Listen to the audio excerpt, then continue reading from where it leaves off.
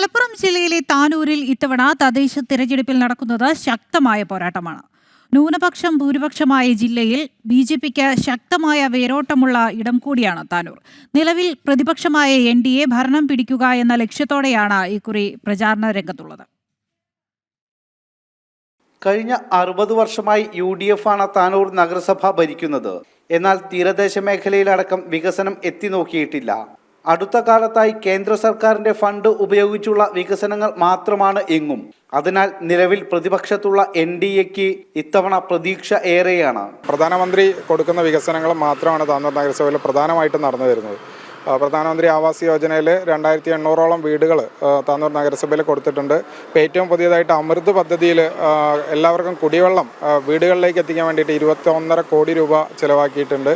പിന്നെ തീരദേശ വികസനം അല്ലെങ്കിൽ PMSSY പ്രധാനമന്ത്രി മത്സ്യസമ്പദ യോജനയുടെ ഭാഗമായിട്ട് 357ഓളം കോടി രൂപയാണ് താനൂരിലേക്ക് മാത്രമായിട്ട് പ്രധാനമന്ത്രി കൊടുത്തിട്ടുള്ളത്. തീരദേശ മേഖലയിൽ ഭാരതീയ ജനതാ പാർട്ടിക്ക് വലിയൊരു സ്വാധീനമല്ല, ഒട്ടുമുറ മേഖല ഒഴികെ.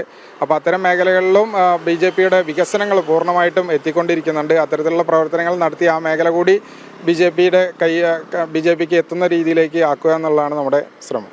തീരദേശ മേഖലയിലെ സ്വാധീനമാണ് നഗരസഭയിൽ UDFനെ തുണയ്ക്കുന്നത്. കഴിഞ്ഞ തവണ 2ാം സ്ഥാനത്തുള്ള 7 വാർഡുകൾ കൂടി പിടിച്ചെടുക്കുന്നതിനൊപ്പം കൂടുതൽ വാർഡുകളിൽ വിജയക്കൊടി പാറിക്കുകയാണ് NDA ലക്ഷ്യമിടുന്നത്. നരേന്ദ്രമോദി സർക്കാരിന്റെ ഭരണം, അതാണ് എനിക്ക് ഈ പാർട്ടിയിലേക്ക് എന്നെ അടുക്കാനുള്ള ഒരു ഇത് കിട്ടിയത്. അങ്ങനെയാണ് ഞാൻ ഈ പാർട്ടിയിലേക്ക് വന്നത്. ആ പാർട്ടിനോട് ഇഷ്ടം തോന്നി തുടങ്ങിയത്. അപ്പോൾ ഒന്ന് മത്സരിക്കാം, നമ്മുടെ 41ാം വാർഡിന്റെ വികസന തുടർച്ചയ്ക്ക് വേണ്ടിയിട്ട് എനിക്ക് വരണം എന്ന് തോന്നി. കേന്ദ്ര സർക്കാരിന്റെ ഒരുപാട് പദ്ധതികളുണ്ട്. അപ്പോൾ അതെല്ലാം വിജയിക്കുകയാണെങ്കിൽ എങ്ങനെ അതെല്ലാം ജനങ്ങളിലേക്ക്? തീർച്ചയായിട്ടും അങ്ങനെ ജനങ്ങളിലേക്ക് എത്താത്ത ഒരുപാട് പ്രവർത്തനങ്ങളുണ്ട്. അതൊക്കെ അവരെ അറിയിച്ച് സർക്കാരിൻ്റെ എല്ലാ തരം പ്രവർത്തനങ്ങളും അവരിലേക്ക് എത്തിക്കണം എന്നാണ് ഞങ്ങൾ ഉദ്ദേശിക്കുന്നത്. നേരത്തെ 44 വാർഡുകൾ ഉണ്ടായിരുന്നിടത്ത് ഇപ്പോൾ 45ആയി മാറി. നിലവിൽ 32 വാർഡുകളിലും UDF കൗൺസിലർമാരാണ്. 7 സീറ്റ് ഉണ്ടായിരുന്ന BJPക്ക് നഗരസഭയിൽ നടപ്പാക്കിയ കേന്ദ്ര പദ്ധതികൾ ഇക്കുറി തുണയാകുമെന്ന ഉറച്ച പ്രതീക്ഷയാണുള്ളത്. അടുത്ത കാലത്തായി വിവിധ പാർട്ടികളിൽ നിന്ന് BJPയിലേക്ക് നിരവധി ആളുകൾ എത്തിയതും അനുകൂല സാഹചര്യമാകുമെന്ന പ്രതീക്ഷയിലാണ് NDA ക്യാമ്പ്. കഴിഞ്ഞ 40 വർഷമായി UDF ഭരിക്കുന്നതാണ് താനൂർ നഗരസഭ.